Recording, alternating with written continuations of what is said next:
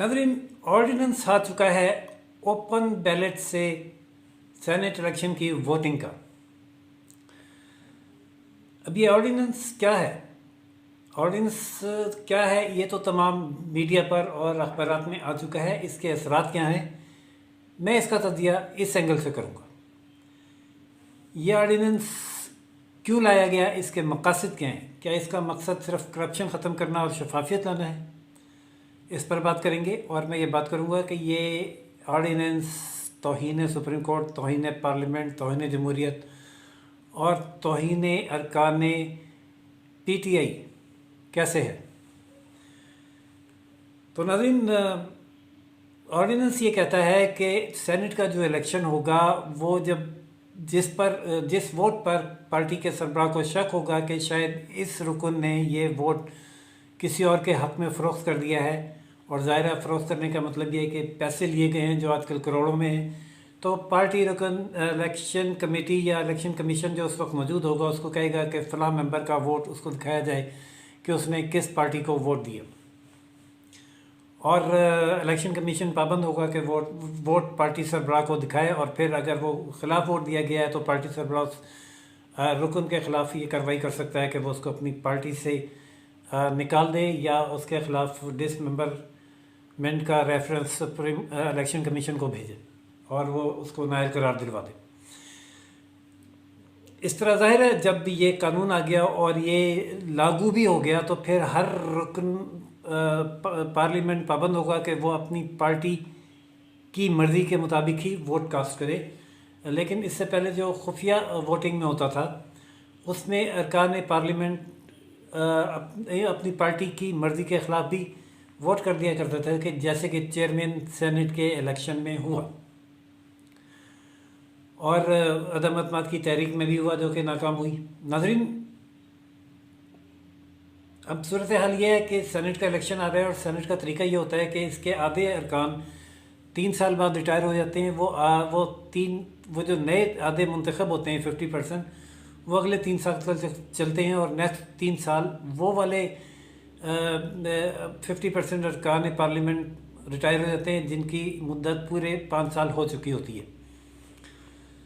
तो इस तरह जो पुराने सेनेटर्स चले आ रहे थे नून लीग और पीपल्स पार्टी के, उनकी मुद्दत 5 साल पूरी हो गई, वो रिटायर हो रहे हैं। अब उनकी बजाय नए मुंतखब होंगे और PTI की कोशिश ये है कि जो उसके सारे के सारे अरकान हैं, वोटर्स हैं, जो जिनमें MPs भी हैं और MNs भी शामिल हैं, वो PTI के अरकान ही को वोट करें और सेनेट में उसकी अक्सरियत हो जाए। अब सेनेट में अक्सरियत किसकी ज़रूरत है नाज़रीन, इस पर बाद में आएंगे। पहले आते हैं कि ये ऑर्डिनेंस 3-4 एंगल से 4 अदारों और अफराद की तौहीन कैसे है। तौहीन सुप्रीम कोर्ट, तौहीन अदालत यानी कि तौहीन पार्लियामेंट, तौहीन जमहूरियत और तौहीन अरकान पार्लियामेंट। नाज़रीन, जब इमरान खान साहब ने ये ऐलान किया कि सेनेट इलेक्शन ओपन होना चाहिए तो फिर ख्याल आया कि ज़ाहिर है कि तरमीम भी होनी चाहिए कानून में। अब कानून में तरमीम कैसे होनी चाहिए वो पता चला कि ये तो सेनेट तो आइनी इलेक्शन है और आइन के तहत होता है। इसमें तरमीम करने के लिए तो जो माहिरीन की इब्तदाई राय थी वो यही थी कि आइनी तरमीम दरकार होगी, और आइनी तरमीम के लिए आप जानते हैं कि 10-11 वोटों पर ये हुकूमत खड़ी हुई है। उसके लिए तो 2/3 अक्सरियत चाहिए होती है जो इनके पास नहीं है। बड़ा मसला हुआ, मशवरा दिया गया माहिरीन कानून ने, जो ग़ालिबन इनके पास सबसे बड़े माहिर कानून और जिनकी फेवर में बात करते हैं। और फेवर में क्या बात करते हैं कि बादशाह की हाँ में सबकी हाँ। मशवरा दिया कि सुप्रीम कोर्ट में रेफरेंस दायर कर देते हैं और उससे राय ले लेते हैं कि क्या, सवाल ये करते हैं कि क्या सेनेट का इलेक्शन आइन के आर्टिकल 226 के ज़ुमरे में आता है। अगर सुप्रीम कोर्ट ये राय देती है कि नहीं आता तो फिर सादा कानून में तरमीम कर लेंगे जैसे वुमेन सीट्स के बारे में है, और वो उनका इलेक्शन होता है और मसला हल हो जाएगा। रेफरेंस बहुत कॉन्फिडेंस के साथ फाइल कर दिया गया। जस्टिस एजाजुल एहसन और चीफ जस्टिस के रिमार्क्स भी बड़े ज़बरदस्त उनकी इस रेफरेंस की फेवर में आने शुरू हो गए। और साथ साथ जो दीगर फ़रीक़ैन थे उनके जवाबात भी आने शुरू हो गए। खैबर पख्तूनख्वा बलूचिस्तान में तो इनकी हुकूमत है, वहाँ से तो आ गया जनाब जवाब कि ठीक है ओपन बैलेट इलेक्शन भी होना चाहिए, लेकिन सिंध ने इसकी मुखालफत की और ये मौक़िफ़ इख्तियार किया कि यह आइनी इलेक्शन है और आइन के तहत वोट का एक तकद्दुस है जो कि ये तकाजा करता है कि बैलेटिंग सीक्रेट होनी चाहिए, चाहे उसको किसी को फ़ायदा हो या नुकसान हो। ये वोटर का हक है कि वो जब जिसको चाहे वोट दे। लिहाजा ये सादा तरमीम इसमें से ओपन बैलेट के ज़रिए इलेक्शन की तरमीम नहीं हो सकती। अच्छा जी, सिंध में तो पीपल्स पार्टी की हुकूमत है, JUI भी ख़िलाफ़ आ गई,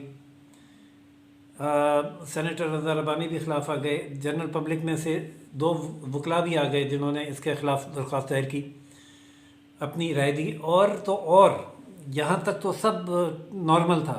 मुश्किल तब पेश आई जब एक इंतहाई पाकिस्तान के इंडिपेंडेंट अदारे ने, जो कि मतलब कॉन्स्टिट्यूशनली इंडिपेंडेंट है, किसी हुकूमत के या और अदारे के अंडर नहीं है, बाकी इलेक्शन में उसके साथ क्या होता है वो एक अलग कहानी है, उसने वो भी फ़रीक़ की हैसियत से उसको भी नोटिस किया। तो उसने अपनी जो जवाब दिया उसमें ये मौक़िफ़ इख्तियार किया कि सेनेट का इलेक्शन आइनी इलेक्शन है, आइन के तहत होता है और इसमें अगर कोई तब्दीली करनी है तो वो आइनी तरमीम के ज़रिए ही हो सकती है, सादा कानून के ज़रिए नहीं हो सकती। इलेक्शन कमीशन ऑफ पाकिस्तान यहीं तक महदूद नहीं रहा, वो उसने आगे ये मौक़िफ़ भी इख्तियार किया कि सारी दुनिया में सेनेट का इलेक्शन सीक्रेट बैलेट से ही होता है, और उसने मिसाल इंडिया की दी।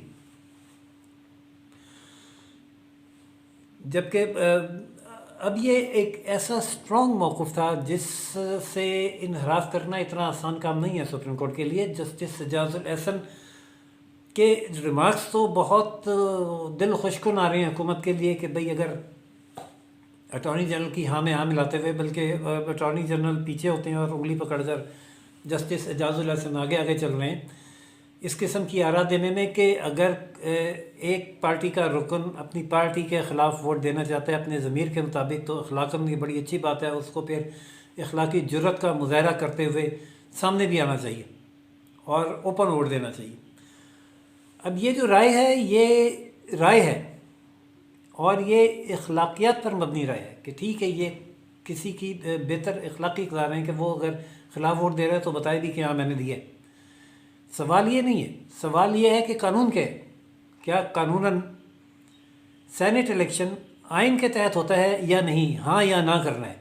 अगर हाँ है तो फिर तो दाल नहीं गलती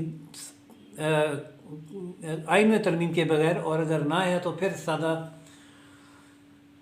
अक्सर सादा कानून में तरमीम हो सकती है सादा अक्सरियत से। अच्छा, ये अब रेफरेंस तो चल रहा था, ज़्यादा लंबी चौड़ी बहस तो नहीं थी। अटॉर्नी जनरल के दलाइल एक आध दिन में और मुकम्मल हो जाएंगे और उसके बाद बाकियों के दलाइल के फैसला हो जाता अगर ये कंटिन्यू रहता। लेकिन उस दौरान मैंने आप प्रोग्राम किया था कि गैर एलानिया तौर पर इस रेफरेंस की समात में वक्फा आ गया और वो 1 हफ़्ता जारी रहा।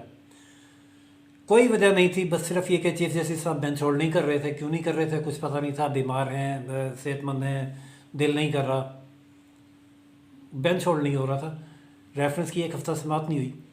ख्याल ये हुआ कि शायद ये ताख़ीर भी, ये जो ताख़ीर हुई तो इस ताख़ीर का कोई सबब भी था, और सबब जो जहन में आता है वो ये आता है कि 11 फरवरी तक सेनेट के इलेक्शन का स्केड्यूल आना है। अब ये एक ताख़ीर हो गई, 1 हफ़्ता और समाज चलेगी तो 1 हफ़्ता तक तो सुप्रीम कोर्ट का जवाब नहीं आ सकेगा हाँ या ना का, और शेड्यूल जारी हो गया तो फिर हुकूमत आइनी या कानूनी तरमीम भी नहीं ला सकेगी। स्केड्यूल जारी होने के बाद कुछ नहीं हो सकता।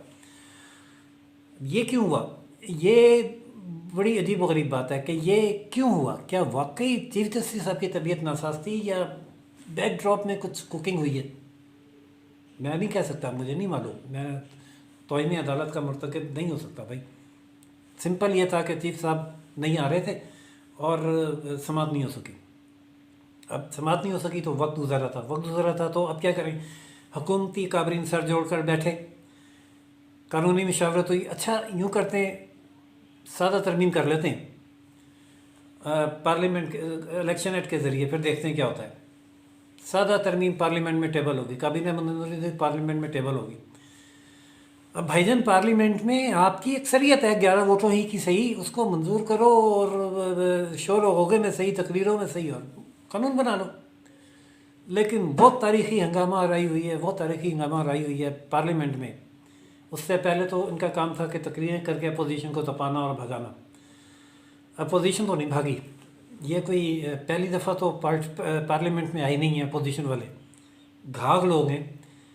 और इनके अपने बकौल 30-30 साल तो इनको इक़्तिदार करते हुए हो गए। ये नहीं पार्लियामेंट से भागे, यहाँ बैठे रहे। अब क्या करें? इन्हें यकीन नहीं था कि इनके अपने पूरे अरकान इस पार्लियामेंट के हक में वोट दे देंगे। इन्होंने कोरम तोड़ा और कोरम पॉइंट आउट किया और सेशन एडजर्न करा दी। अच्छा, अब साबित क्या हुआ? साबित ये हुआ कि पार्लियामेंट भी ये तरमीम नहीं चाहती। सुप्रीम कोर्ट तो चाहती है नहीं चाहती, उसका फैसला तो जब आएगा तब आएगा, और 11 के बाद आया तो इस इलेक्शन के लिए तो वो वैलिड हो नहीं पाएगा। पार्लियामेंट भी नहीं चाहती। अब क्या करें? फिर अकाबरीन सर जोड़कर बैठ गए और माहिरीन कानून ने ये राय दी कि ऑर्डीनेंस ले आएँ। ऑर्डीनेंस कैसे ले आएँ? वो तो सुप्रीम कोर्ट में हमने सवाल किया हुआ है, अगर वो उसका जवाब हमारे अगेंस्ट आ गया तो फिर क्या करें होगा। और अच्छा, ऑर्डीनेंस को सुप्रीम कोर्ट की राय से मशरूत कर देते हैं कि अगर सुप्रीम कोर्ट ने राय हमारे हक में दे दी तो ये ऑर्डीनेंस वैलिड है, अब इलेक्शन कमीशन इसके मुताबिक इलेक्शन कराएगा।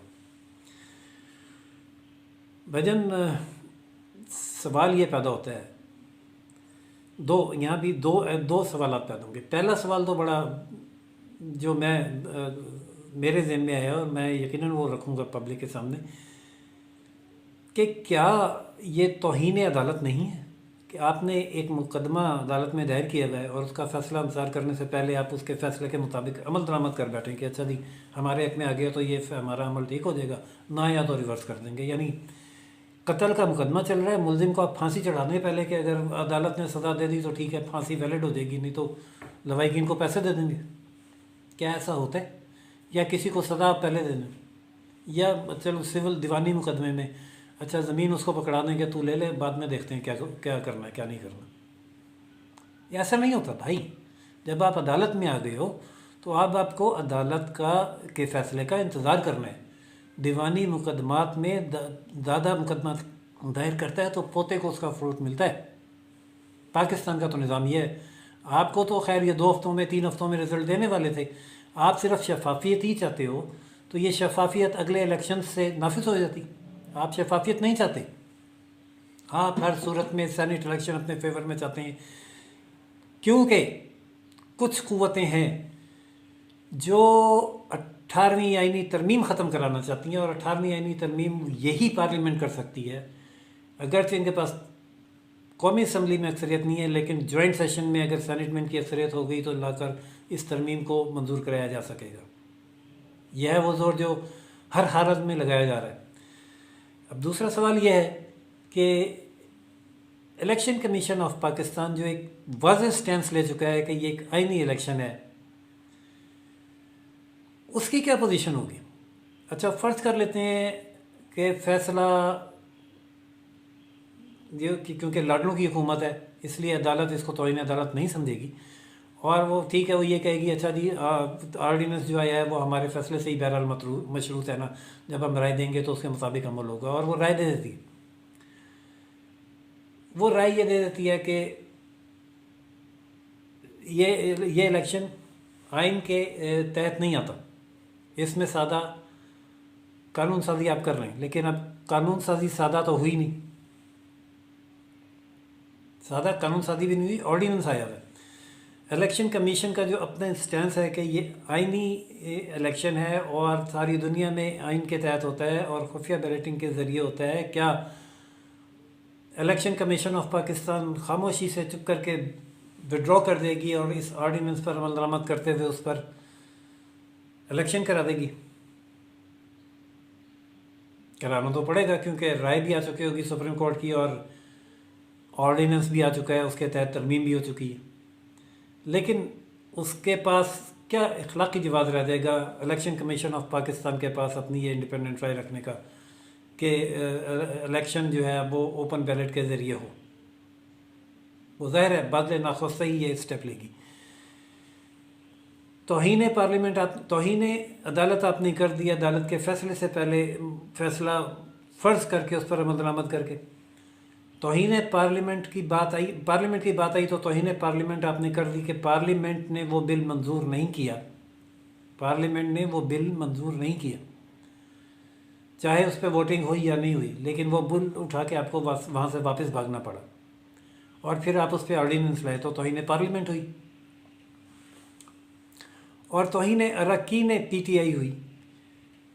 तौहीन अरकान PTI इसलिए हुई कि आपको 100% ये यकीन है कि आपके अरकान बिकेंगे तो जो है मुखालिफ पार्टियों के लोग मुंतखब हो जाएंगे और आप अपनी अक्सरियत लूज़ कर देंगे। ऐसा ही है ना, अगर आपको ये यकीन नहीं है कि आपके अरकान नहीं बिकेंगे तो फिर तो आप आराम से अक्सरियत हासिल कर लेंगे। यानी जो ओपन बैलेट के ज़रिए वोट देगा वो अपनी अपनी पार्टी को ही देगा ना, आपको तो सिर्फ PTI के ही वोट देंगे। नून वाले नून लीग के मुताबिक देंगे, पीपल पार्टी वाले पीपल्स के पार्टी के मुताबिक देंगे और दीगर पार्टियों के अपनी अपनी पार्टी के मुताबिक वोट देंगे। बाउंड होंगे वो अपनी पार्टी डिसिप्लिन को फॉलो करने के, क्योंकि उनका वोट ओपन भी हो सकता है। तो ख़तरा किससे है फिर फिर आपको सिर्फ ख़तरा अपने अरकान से है, PTI के अरकान से कि कहीं वो फ़रोख्त ना हो जाए। तो इसका मतलब है कि इस वक्त कौम पर करप्ट लोगों का एक टोला मुसल्लत है जो करप्शन का शोर मचाता है। यहाँ तो ये बात साबिक आ गई कि चोर मचाए शोर। वो गांव की वो मिसाल याद आ रही है, गांव में चोरी हो गई, चोर का शोर मचा, सरपंच ने फैसला दिया सबकी तलाशी हो, 3 लोगों ने वॉलंटियर किया कि हम तलाशी लेंगे, पूरे गांव की तलाशी हुई, किसी की जेब में से कुछ नहीं निकला। बड़ी हैरत की बात है, क्या हुआ? चोर कौन था? चोर वो थे जो तलाशी ले रहे थे, उनकी तलाशी तो ली नहीं किसी ने। यहाँ ये बात इस सेनेट इलेक्शन में साबित हो गई है कि ओपन बैलेट इलेक्शन इसलिए चाहिए कि कहीं PTI के वोट किसी और को वोट ना दे दें और वो मेजॉरिटी लूज़ कर दें। अच्छा, यह एक दूसरा फार्मूला भी है। कुछ लोग कहते हैं कि एक तो फार्मूला ये कि 18वीं तरमीम करवानी है, इसलिए अक्सरियत लाजमन चाहिए और ये अक्सरियत होने चाहिए जो पसे पर्दा मुक़्तदर क़ुव्वत है। लेकिन दूसरी तरफ यह है कि इस सीक्रेट बैलेट का फ़ायदा भी हमेशा वही उठाते रहे हैं। तो भाई सीधा सा जवाब है, एक दफ़ा वो ओपन करवा लेंगे, अगली दफ़ा फिर किसी के ज़रिए दरख्वास्त का दे के सुप्रीम कोर्ट में या पार्लियामेंट में कानून ला के अगली दफ़ा के लिए फिर सीक्रेट करवा लेंगे। उनके लिए कौन सा मुश्किल काम है, इनके चित भी उनकी, पट भी उनकी। तो ये है इस ओपन बैलेट इलेक्शन ड्रामे का असल मुद्दा और मकसद। नाज़रीन, एक आदमी जो हमेशा शफाफियत की बात करता है, उसकी अपनी पार्टी में शफाफियत नहीं है। जो करप्शन के ख़िलाफ़ बात करता है, उसकी अपनी पार्टी में करप्ट अनासर का एक भरमार है, जो उसके इस खौफ और ख़दशे से ज़ाहिर है कि लाजमन किसी भी तरीके से सीक्रेट बैलेट ख़त्म करके ओपन बैलेट इलेक्शन ले आया जाए, चाहे वो ऑर्डिनेंस के ज़रिए आए, चाहे वो पार्लियामेंट को डिफाई करके आए, चाहे वो सुप्रीम कोर्ट के फैसले का इंतज़ार किए बगैर आए। और जो आदमी एहतराम की, एक जमहूरियत की बात करता है, उसकी अपनी पार्टी में जमहूरी इक़्तिदार की नफ़ी का ये आलम है कि जब पार्लियामेंट उस बिल को मंजूर नहीं कर रही तो वो उस पर ऑर्डिनेंस ला रहा है। और उस जो आदमी कानून की और अदालत की एहतराम की बात करता है, उसके अपने एहतराम और अदालत के एहतराम का ये आलम है कि वो सुप्रीम कोर्ट के फैसले का इंतज़ार किए बगैर मफरूज़े पर मबनी एक अमल कर बैठता है। कल समात है रेफरेंस की, देखते हैं अब सुप्रीम कोर्ट इस पर कैसे रिएक्ट करती है। बात तो इस पर होगी कि ऑर्डिनेंस तो आ चुका है, रेफरेंस तो अब बेमानी है इसका चलाना। ये तो पहले से मफरूज़ा तय कर लिया गया कि फ़ैसला उन्हीं के हक़ में आएगा।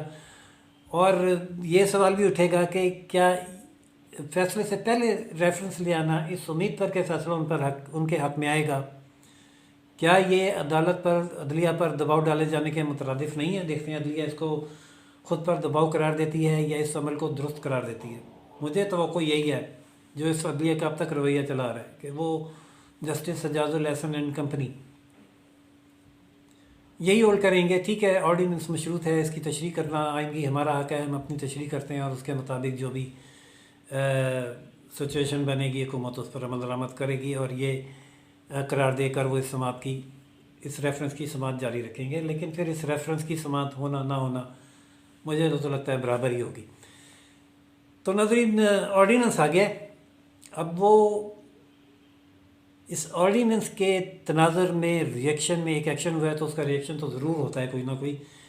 देखते हैं कि सेनेट इलेक्शन तक हालात में क्या तब्दीली रूनुमा होती है या नहीं होती, या मामला लाडले आज़म के उमंगों और तवक्कुआत के मुताबिक ही चलते हैं। जो भी अपडेट हुई आपको आगाह करेंगे। तब तक के लिए इजाज़त दीजिए। चैनल लाइक, सब्सक्राइब और शेयर करना ना भूलिएगा। अल्लाह हाफ़िज़।